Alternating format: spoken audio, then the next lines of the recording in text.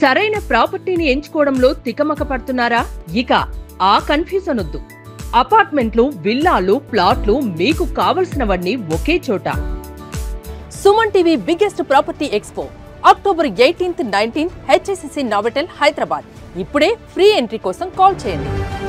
యూసుఫ్గూడ ఏరియాలో ఉన్నటువంటి జవహర్ నగర్ ఇది. అయితే ఇక్కడ ఒక ఇంట్లో రెంట్కుండే వాళ్లకు ఆ ఇంటి ఓనర్ అంటే యజమాని వాళ్ళ బాత్రూంలో సీసీ కెమెరా పెట్టించాడట. అయితే అది ఎప్పుడు ఈ నెల 5వ తారీఖు అంటే అక్టోబర్ 5వ తారీఖున ఆ సీసీ కెమెరా ఫిక్స్ చేశారు. అది కూడా ఎక్కడంటే బాత్రూంలో ఉండే లైట్ బల్బ్ ఉంటుంది కదా, ఆ బల్బుకు ఉండే హోల్డర్ లో ఫిక్స్ చేశారు. ఆ తర్వాత 13వ తారీఖున వాళ్ళు చూశారట. అది దాంట్లో సీసీ కెమెరా ఉందన్న విషయం 13వ తారీఖు వాళ్ళు గ్రహించారు. వాళ్ళిద్దరు భార్యాభర్తలు. సో ఆ భర్త గమనించి అప్పుడు ఓనర్ని అడగటం, ఓనర్ నాకేం తెలియదు అని చెప్పటం, ఇదంతా జరిగింది. అసలు ఎంత దారుణం అండి! బాత్రూంలో లైట్కి హోల్డర్కి సీసీ కెమెరా పెట్టడం ఏంటి? వాళ్ళు స్నానం చేసేటప్పుడు ఆ వీడియోలన్నీ చూడడం ఏంటి? ఎంత చండాలం అసలు!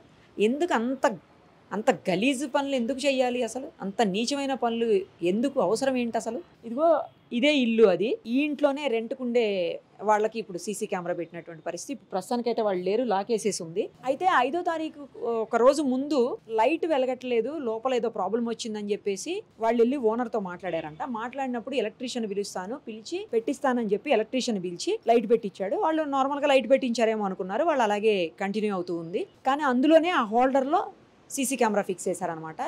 అది ఫిక్స్ చేసి మేబీ మరి మొబైల్ కనెక్షన్ ఇచ్చుకున్నారా లేకపోతే ఇంట్లో ఉండే మానిటర్ కనెక్షన్ ఇచ్చుకున్నారా తెలియదు. ఆ తర్వాత అలాగే అవుతూ ఉండగా 13వ తారీఖున ఆ పైనుంచి ఆ హోల్డర్ కింద పడిందంట, ఊడి. ఆ కింద పడినప్పుడు వాళ్ళ హస్బెండ్ ఏంటి ఇది పడిందని చెప్పేసి తీసి దాన్ని ఫిట్ చేద్దామని చెప్పి పైన స్క్రూలు ఫిట్ చేద్దామని చెప్పేసి ట్రై చేసినప్పుడు అప్పుడు తెలిసిందంట దాని లోపల సీసీ కెమెరా ఉందని చెప్పి.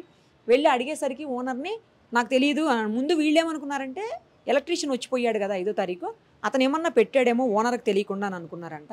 ఆ మాట అడిగితే ఏం పర్వాలేదు, వదిలేసేయండి, కేసు పెట్టకండి, కేసు పెడితే మళ్ళీ మీరే అలరైపోతారు, లేకపోతే మీ మీద శిక్ష అనుభవించి వచ్చిన తర్వాత బయటకు వచ్చిన తర్వాత మళ్ళీ అతను మీ మీద కక్ష పెట్టుకుంటాడు, మిమ్మల్ని ఏమన్నా చేస్తాడు, వద్దులే ఏం చేయవాకండి అని చెప్పాడంట. అప్పటికి కూడా వీళ్ళకి ఎక్కడో చిన్నగా డౌట్ మొదలయ్యింది. అప్పటికి ఏంటి ఇలా చెప్తున్నాడు ఓనర్ అనగానే వెంటనే ఇమ్మీడియట్గా రెస్పాండ్ అయ్యి పోలీసులకు కంప్లైంట్ ఇవ్వటమా, లేకపోతే ఇలా ఎందుకు జరిగిందని ఆ ఎలక్ట్రీషియన్ పిలిపించడమా, లేకపోతే ఫోన్ చేయడం, ఏదో ఒకటి చేయాలి కదా. అలా చేయకుండా సర్ది చెప్పడం ఏంటి అనేది అర్థం కాక అక్కడ వీళ్ళకి డౌట్ వచ్చి ఇమ్మీడియట్గా పోలీసులు కంప్లైంట్ చేయడం, పోలీసులు ఇంటి ఓనర్ని అయితే అరెస్ట్ చేశారు, అశోక్ కంట పేరు. తర్వాత ఎవరైతే ఎలక్ట్రీషియన్ ఉన్నాడో చింటూ అంటున్నారు, అతను మాత్రం అబ్స్కాండింగ్లో ఉన్నాడు, ఇప్పటివరకు ఇంకా దొరకలేదు. సో ఇప్పుడైతే వీళ్ళు వెకేట్ చేసేసారు. ఇంకోటి ఏంటంటే ఈ బిల్డింగ్ మొత్తం 10 పోర్షన్స్ ఉన్నాయి. 10 పోర్షన్స్ కింద లాస్ట్లో స్టెప్స్ దగ్గర ఒకటి ఉంది. ఇంకా ప్రతి ఫ్లోర్లో 3 రూమ్లు ఉన్నాయి. రూమ్ కూడా ఒక్కొక్క రూమే. ఆ రూమ్కి ఇటు సైడ్ ఒక రూమ్ ఉంది, ఇటు సైడ్ 2 రూమ్స్ ఉన్నాయి అనమాట. ఈ 2 రూమ్స్కి కలిపి వాష్రూమ్ దాని ముందు ఇచ్చారు చూడండి, అక్కడ ఒక వాష్రూమ్ ఉంది. ఇక ఈ రూమ్కి వచ్చేసి ఇప్పుడు ఈ రూమ్లోనే కదా ఇష్యూ అయింది, ఈ రూమ్కి వచ్చేసి వాష్రూమ్ లోపల ఉంది, దీనికి ఒక్కదానికి అటాచ్డ్ ఉందన్నమాట.